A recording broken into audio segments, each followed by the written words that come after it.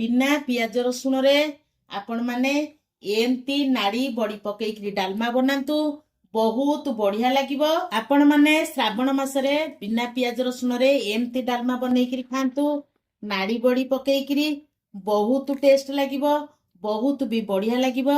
नमस्कार, Shri संभावी lifestyle channel को अनेक अनेक शुभेच्छा। चलंतु डेरी न करी फटाफट डालमाटी प्रस्तुत करिबा।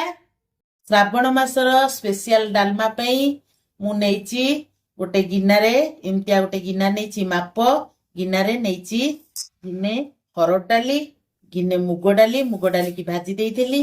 मोटी तीन प्रकार डाल नेची गिने नेची बुट डाली। आपण माने जेतेबेले डालमा करिवे एमती गोटे माप नेबे, गिना हो कप हो एमती माप नेबे। आमे आकु भल किरी धोई किरी 2 मिनिट बतुरई दबा। मु एठी 3 प्रकार जाक डाली को भल भाबरे 4-5 थर धोई देइची। ताकू 2 मिनिट 3 मिनिट पे आमे ताकू बतुरई दबा। आपण माने चाहिले खाली हरड़ डाली डालमा करि परिबे, नले खाली मुग डाली रे डालमा करि परिबे।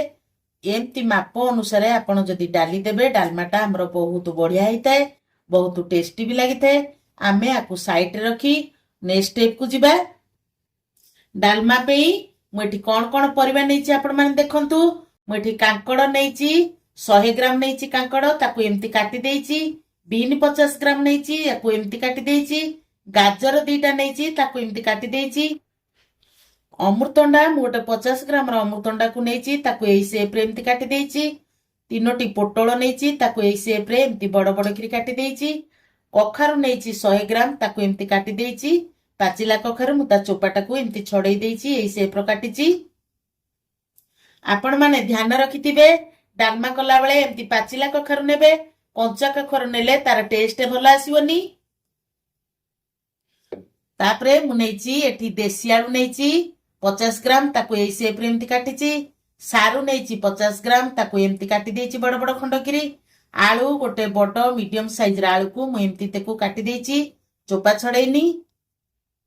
गोटे कंचा कदली को मु काटिकिरी हळदी पानी रे पके देइची, आ कोळा पड़िबनी। गोटे बड़ मीडियम साइज रो बाइगण को मु एमती ताऊ काटिकिरी ताऊ पानी रे पके देइची। बाइगण कदली की आमे पानी रे पके देले हमरा कोळा पड़िबनी। गैस रे मु गोटे स्टील डिश बसे देइची, सेतरे 4 ग्लास पानी देबी। 4 ग्लास पानी देले हमर जेति की मु डाली देइची सेही डाली की मु 1 लिटर पानी देबी। एबे पानी की कवर करकिरी पानी की फुटिया पे छाड़िबा। हमर घोड़नी काढी की देखिबा पानी फुटिला ना नाही।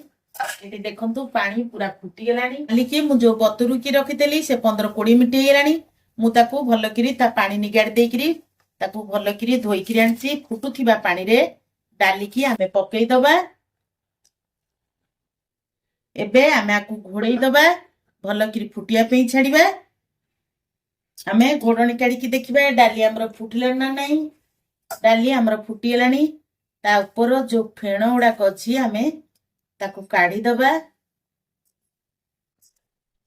डाली रो जो फेण उडा को बाहरुची से डाली रो मैला अंश आमे सेई मैला अंश को आमे काढी दबा। एबे आमे कंचा कदली आ बाइगण को छाड़ी किरी आ सबु परिबा एतरे पकेई दबा। कंचा कदली बाइगण शीघ्र सिझी जाए, तेणु करी ताकू एबे पकेइबानी। आ सबु परिबा आमे एतरे पकेई दबा।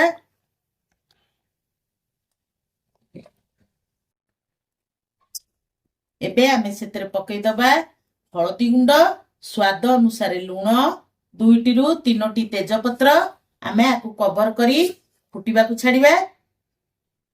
एबे आमे घोड़नी काढी की देखिबा हमर डालमा फुटी आसलानी।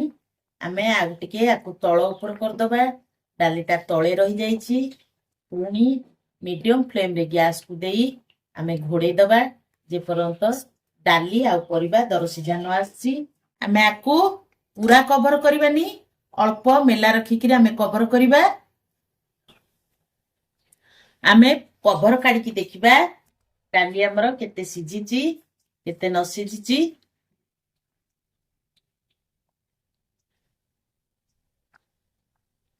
डाली हमर पूरा अधा आधी पूरा सिझी गलानी।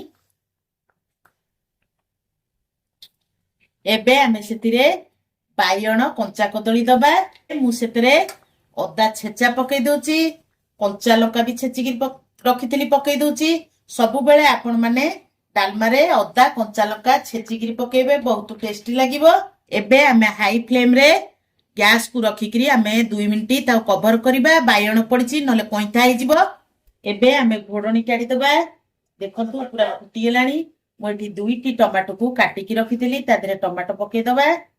ତାପରେ ଆକୁ ଗ୍ୟାସ ର ଫ୍ଲେମ କୁ ମିଡିୟମ ଫ୍ଲେମ ରେ ଦେଇ ଅଧା କଭର କରି ଆକୁ ଫୁଟିବାକୁ ଛାଡିବା। ଡାଲମା ଆମର ସିଝିବା ଭିତରେ ଆମେ ଡାଲମାର ମସଲା ପ୍ରସ୍ତୁତ କରିବା। ମୁଁ ଗୋଟେ ଫ୍ରାଏ ପ୍ୟାନ ବସେଇ ଦେଇଛି, ସେଥିରେ ମୁଁ ଦେଇ ଦଉଛି 2 ଚାମଚ ଜିରା, 1 ଚାମଚ ପାନମଧୁରୀ, 4ଟା ଶୁଖିଲା ଲଙ୍କା, 4ଟା ତେଜପତ୍ର, ଡାଲଚିନି 3 ଖଣ୍ଡ, ଗୁଜୁରାତି, 1/2 ଚାମଚ ଗୋଲମରିଚ। ଆକୁ ଆମେ ଭଲକିରି ଭାଜିବା, ବେଶୀ ଭାଜିବାନି, ହାଲକା ଭାଜିବା, ନହେଲେ ଡାଲମାର ଟେଷ୍ଟ ଟା କମିଯିବ। ଏମିତି ହାଲକା ଆକୁ ଭାଜିବା। ଆମର ମସଲା ପୁରା ହେଇଗଲାଣି, ଏମିତି ହାଲକା ଭାଜିବା। ଆକୁ ଆମେ 2 ମିନିଟ୍ ଛାଡିଦବା ଥଣ୍ଡା ହେବାକୁ। ଯୋଉ ଡାଲମା ମସଲାକୁ ମୁଁ ଭାଜିଥିଲି କି ଥଣ୍ଡା କରିଥିଲି, ତାକୁ ଏବେ ଗୋଟେ ମିକ୍ସିଂ ଜାରରେ ଦେଇ ତାକୁ ଗ୍ରାଇଣ୍ଡିଙ୍ଗ କରିଦେଇଛି। ଆପଣ ମାନେ ଚାହିଁଲେ ହେମଦସ୍ତାରେ ବି କୁଟି ପାରିବେ। ଆକୁ ସାଇଡ କରିକିରି ଆମେ ଡାଲମାକୁ ଦେଖିବା। ଆମେ ଘୋଡଣି କାଢିକି ଦେଖିବା। ଏଇଠି ଦେଖନ୍ତୁ ଡାଲମା ଆମର ପୁରା ସିଝି ଯାଇଛି, କିନ୍ତୁ ଡାଲି ସିଝି ଯାଇଛି, ପରିବା ଆମର ସେମିତି ଗୋଟା ଗୋଟା ହେଇକିରି ଅଛି। ଆମେ ଏଇ ଷ୍ଟେଜରେ ଦେଇଦବା ନଡିଆ କୋର। ମୁଁ ଏଠି ଦଉଛି 1 ଚାମଚ ଗୁଡ। ଗୁଡ ପକେଇଲେ ଆମର ଡାଲମାଟା ମିଠା ଲାଗିବନି, କିନ୍ତୁ ଟେଷ୍ଟ ଟା ବହୁତ ବଢିଆ ଆସିବ। ଆମେ ଏଥିରେ ଡାଲମା ମସଲା ପକେଇଦବା। ମୁଁ ଏଠି 2 ଚାମଚ ଡାଲମା ମସଲା ପକେଇ ଦଉଛି। ମୁଁ ଏଠି ଡାଲମାକୁ ଦେଖିକିରି 2 ଚାମଚ ଡାଲମା ମସଲା ଦେଇଛି। ଆପଣ ଆପଣଙ୍କ ହିସାବରେ ଡାଲମାକୁ ଦେଖିକିରି ଆପଣ ମସଲା ପକେଇ ପାରିବେ। ଆକୁ କଭର କରିକିରି ଆଉ 2 ମିନିଟ୍ ଆକୁ ଫୁଟିବାକୁ ଛାଡିବା। ଏଇଠି ଦେଖନ୍ତୁ ଆମର ଡାଲମା ପୁରା ପରଫେକ୍ଟ ହେଇଗଲାଣି। ଡାଲି ସିଝି ଯାଇଛି, ପରିବା ବି ସିଝି ଯାଇଛି, କିନ୍ତୁ ପରିବା ଆମର ସବୁ ଗୋଟା ଗୋଟା ଅଛି। ଆମେ ଆକୁ ସାଇଡ କରିକିରି ଆମେ ତାକୁ ଛୁଙ୍କ କରିବା ଡାଲମାକୁ। ଡାଲମାରେ ଛୁଙ୍କ ଦେବା ପାଇଁ ମୁଁ ଏଠି ଗୋଟେ ତଡକା ପ୍ୟାନ ବସେଇ ଦେଇଛି, ସେଥିରେ ଦେଇ ଦଉଛି 2 ଚାମଚ ରିଫାଇନ ତେଲ। ତେଲ ଆମର ଗରମ ହେଇଗଲାଣି। ମୁଁ ସେଥିରେ ଗୋଟେ ବଡ ଚାମଚରେ 2 ଚାମଚ ପଞ୍ଚୁ ଫୁଟଣ ଦଉଛି, 4-5ଟା ଶୁଖିଲା ଲଙ୍କା।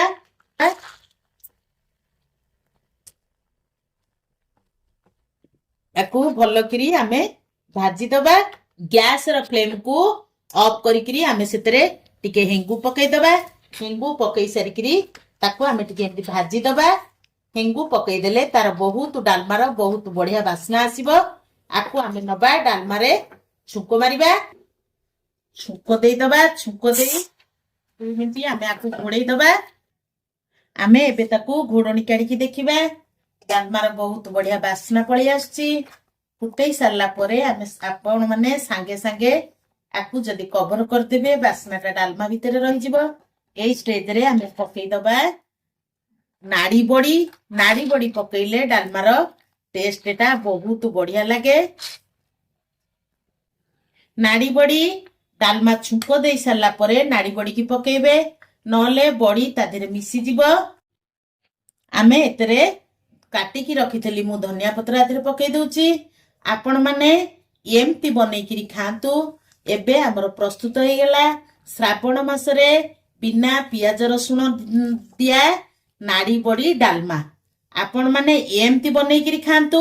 କେମିତି ଲାଗିଲା ମୋ ସହିତ କମେଣ୍ଟ ସେୟାର କରନ୍ତୁ, ଲାଇକ୍ କରନ୍ତୁ।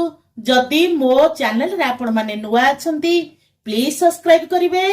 ପୁଣି ଦେଖା ହବା ନେକ୍ସଟ ଭିଡିଓରେ। ଜୟ ଜଗନ୍ନାଥ।